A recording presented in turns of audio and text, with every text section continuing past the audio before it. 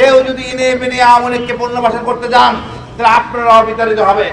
কর্মকাণ্ড বিএনপি করতেছিল, আমরা খুব আশাবাদী, ধন্যবাদ জানাই। বিশেষ করে চীন সফর আমাদের মনে অনেক আশা জাগাইছে। আমাদেরকে হাদি এবং নতুন বিপ্লবের আমাদের শিখাইছে ভারত আমাদের শত্রু। আমরা এখন বলবো হাদির বিচার করতে হবে কঠিন ভাবে, কোনো ছাড় নাই। ভারতকে ভয় পাওয়ার কিছু নাই।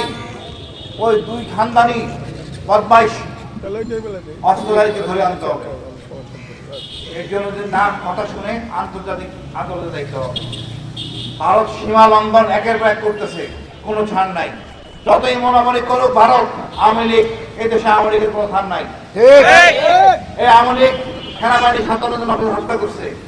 যেই দল নিজ দেশে সেনাবাহিনী হত্যা করতে পারে তার স্থান সেই দেশে হয় না, আগামীতেও হবে না।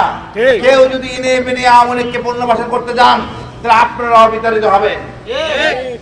পরিষ্কার কথা, হাদির বিচার প্রকাশ্যে করা হবে। আর যেসব কর্মকাণ্ড বিএনপি করতেছিল, আমরা খুব আশাবাদী, ধন্যবাদ জানাই। বিশেষ করে চীন সফর আমাদের মনে অনেক আশা জাগাইছে। আমাদের তিস্তা আমাদের আশা জাগাইছে। ভারতকে কোনো আমলে নেওয়ারই দরকার নাই। আর বিএনপিকে বলবো আপনি সোজা চলেন, একলা চলেন। অর্থাৎ তারা দিয়েকে বলবো আপনি শহীদ জিয়ার সন্তান, খালেদা জিয়ার সন্তান, আপনার গর্বিত একজন স্ত্রী আছে, উপদেশ তার থেকে নেন, অন্য কোনো উপদেশ দরকার নাই। আপনি সোজা একলা চলেন, ইনশাআল্লাহ কান্তিকে লক্ষ্যে পৌঁছতে পারবেন, জনগণের অন্তরে থাকবেন। এই জনগণই আপনার দরকার আগামী নির্বাচনে। কারো অনৈতিক কথা শোনার পুরো প্রয়োজন নাই, কারো চোখ রাঙানো শোনার কোনো দরকার নাই। আমরা সমমর্যাদার ভিত্তিতে থাকবো। হাদি হত্যাকারীকে নিয়ে আসেন, ওনাদেরকে পরিষ্কার ভাষায় জানান। একজন উপদেশ, একজন আইসে কূটনীতিক আসতে না আসতেই তাকে বলা শুরু করে দিল আমাদের সাংবাদিক, আমাদের লালন পালন করবেন। কি কুলাঙ্গারে কুলাঙ্গার! হাদি আমাদের গর্বের জায়গা। ওই কূটনীতিকে বলবো তুমি বেটা জয়েন্ট সেক্রেটারি প্রটোকল, তোমার মন্ত্রীকে প্রধানমন্ত্রী বেতন ভাতা দিলেও তোমাকে সেই সম্মান দেওয়া হবে না। তুমি জাস্ট রাষ্ট্রদূত, প্রয়োজনে তোমাকে পিএনজি করে ফেরত পাঠানো হবে। এই দেশে তোমার থান হবে না।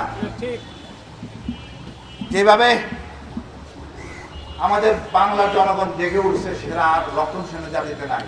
24-এর আবু সাইদের জায়গায় আবু সাইদেরকে স্বীকৃতি চাই, হাদিরও স্বীকৃতি চাই। হাদির চেতনা নিয়ে বাঁচতে চাই, হাদির চেতনা নিয়ে মরতে চাই। সবাই আমরা হাদি হব, বাংলাদেশ দীর্ঘজীবী হোক। ধন্যবাদ। উদ্বোধন করতে হবে। জাদুঘরে রেখে দেওয়া হয়েছে, কার কষ্টে বুঝলাম না। আমি তো জানি না, যারা যোগ্য তাদের কথা তো কোনো বলা হয়েছে, কিন্তু জনগণের কথা বলা হয়েছে। কোনো কাউকে ছাড় দেওয়া হবে না, ন্যায় বিচার প্রতিষ্ঠা করতে হবে। ধন্যবাদ।